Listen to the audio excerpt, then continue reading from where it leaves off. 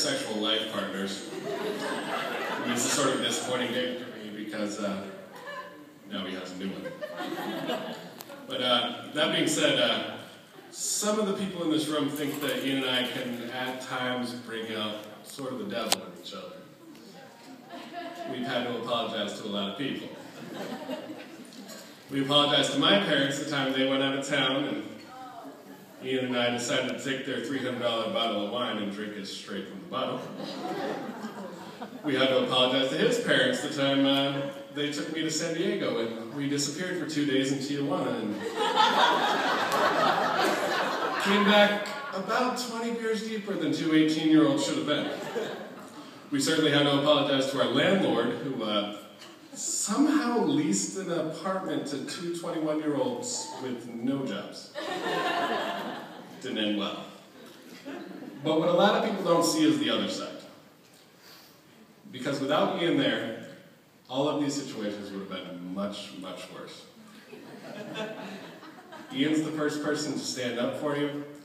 He's the first person to get us out of trouble. He's the first person to tell a lie if it needs to be done in order to make sure we're all okay.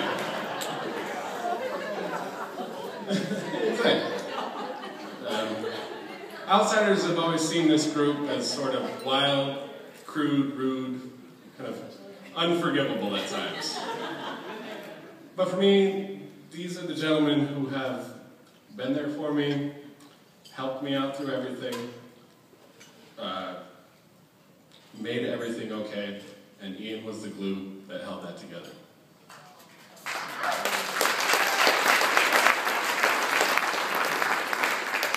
That being said, though, Ian can sometimes be a little bit difficult. It's no secret that Ian and I have sort of had a competitive nature about us our entire lives. In middle school, I tricked the prettiest girl there to go out with me. She broke up with me 2 weeks later, and Ian was the shoulder for her to cry on.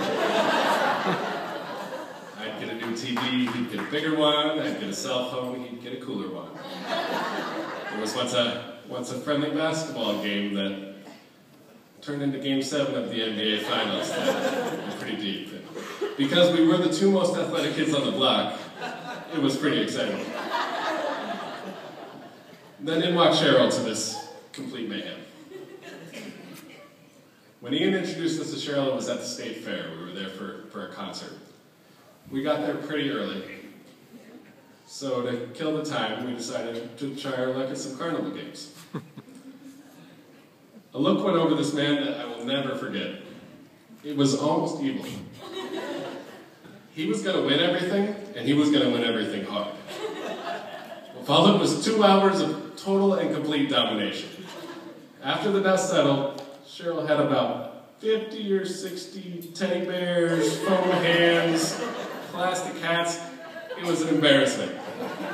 I won nothing.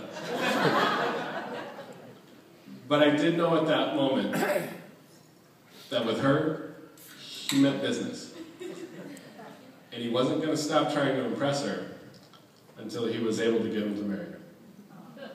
Or her to marry him, excuse me.